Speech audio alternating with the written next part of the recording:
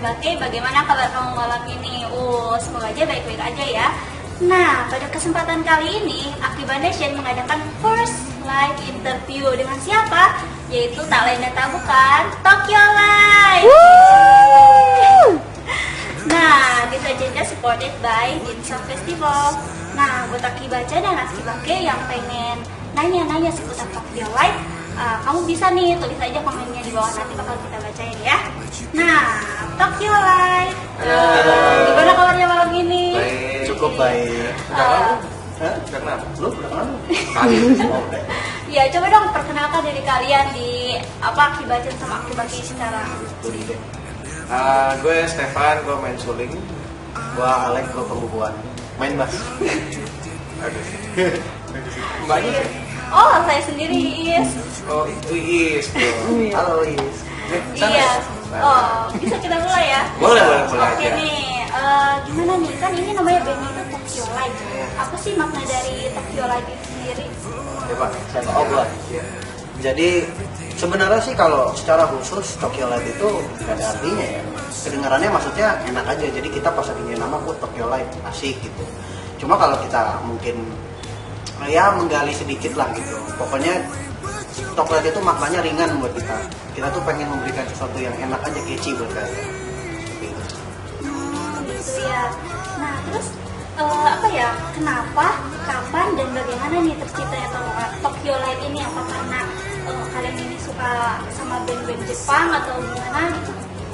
Awalnya tuh kita terciptanya tuh ini ya, nggak sengaja gitu.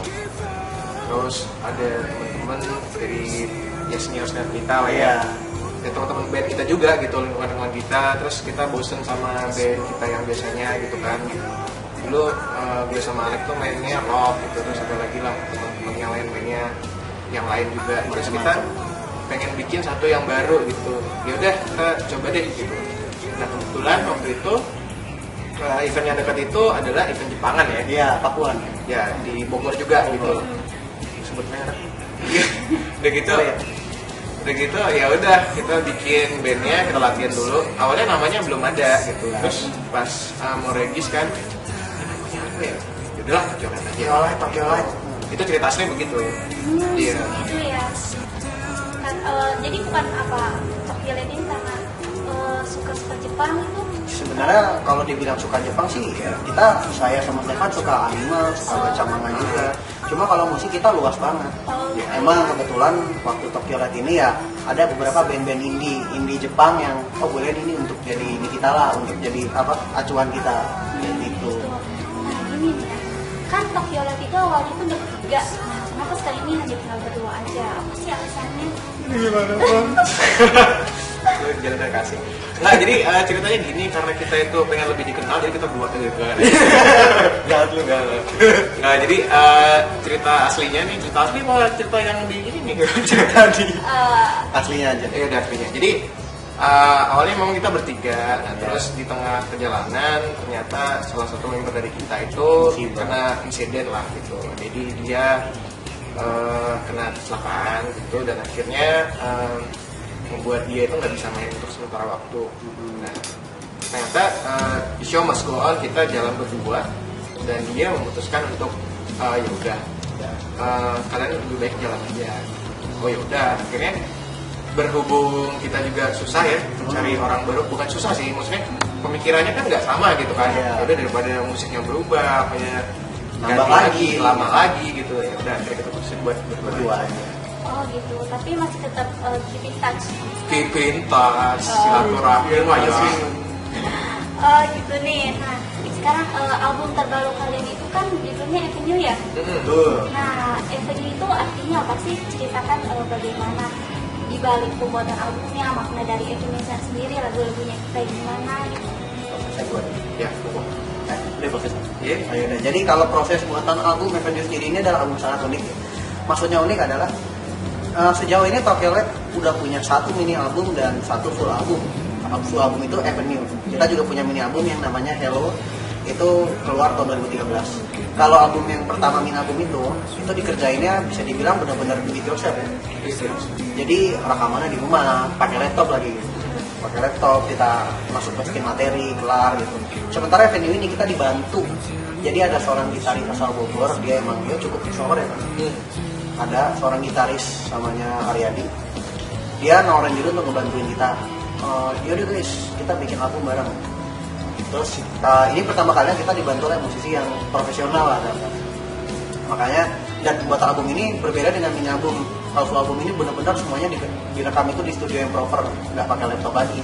Terus semuanya dilakukan secara live. Jadi live itu di take langsung, jadi rekamannya langsung kayak gitu. Dan kita jadi dibantu oleh banyak musisi ya. Ada, kalau kalian tahu, kalau suka dengar ada band, pemain keyboardnya ngebantuin kita di album itu. Terus saya ada lagi banyak, ada yang main perkusi, dia Om Iwan namanya, dia Om Jalu, dia suka main di One Palace, itu ngebantuin kita untuk album ini. Kalau secara proses pembuatannya sih seperti itu, dan itu memakan waktu sekitar 6 bulan ya Pak. 6 bulan udah dari awal sampai akhir kelar sih. Cuma kalau pas teknya sih sebenarnya kita mengambil 3 minggu sih ya. Nah, terus kalau tadi nanya kenapa harus kecil, jadi dari awal itu materinya banyak nuansa di situ sih, dari lagu pertama sampai lagu terakhir. Nah terus kenapa kita pilih venue itu karena itu menggambarkan kayak eksplorasi kita sih sebenarnya gitu, kayak venue jalan yang besar. Iya, besar gitu. Di situ kita mau lebih mencoba mengeksplor lagi, jadi misi kita, arah kita mau kemana. Albumnya sendiri, lagu-lagunya yang bikin kakak berdua ini sendiri. Ya betul. Ya betul, kita Oh gitu ya nih, kan kalian pernah nih ya ikut acara itu Asian Versus. Wah, Wah itu tuh. Tahu dari mana? Kepo ya. Iya dong. Nah kan, di situ tuh kalian tuh difavoritin sama Gek ya. Oh, itu Gak sama Gak. Iya. Nah itu, kalian tau gak sih kenapa bisa difavoritin sama band yang yang master banget kalau di Jepang ya, dan bagaimana perasaan kalian pas tahu difavoritkan?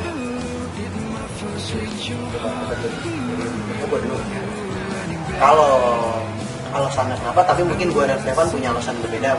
Kalau dari pandangan gue, mungkin Gakuto menyukai, awalnya Gakuto itu tidak terlalu interest. Maksudnya Gakuto waktu melihat versi rekamannya itu, ya ini band so-so, enak lagunya enak, tapi ya saya tidak menaruh harapan besar gitu. Apalagi kita pas pertama tampil gitu ya, Iya. bajunya luar biasa lah gitu. Fenomenal. Jadi pas naik Gakuto ngomong gitu di off di ini ya, nggak masuk screen gitu ya. Dia bilang, saya tuh awalnya ragu sama kalian ya, cuma begitu kalian main saya suka gitu. Karena ya kalau menurut gua sih kita jujur aja. Jadi Tokyo Light itu waktu tampil di Jepang juga jujur, maksudnya kita nggak berusaha untuk jadi band yang gimana ya, kita bisanya segini kita keluarin aja gitu. Dan ternyata itu yang Gakuto juga bilang waktu di Sonore, dia sangat, maksudnya kaget gitu.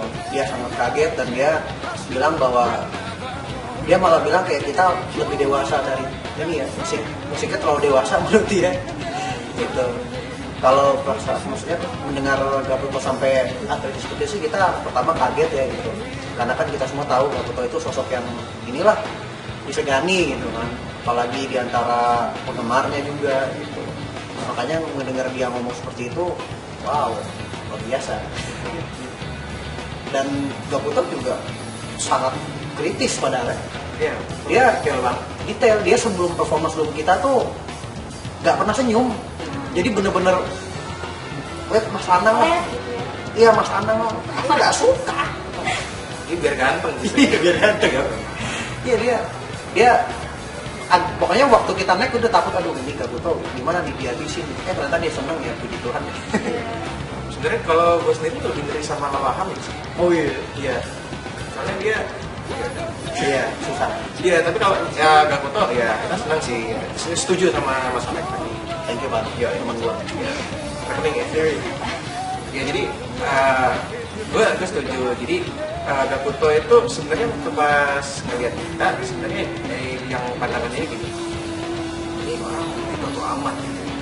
Terus pas tanya umur kalian berapa gitu, ini gue inget banget, Iya. umur kalian berapa?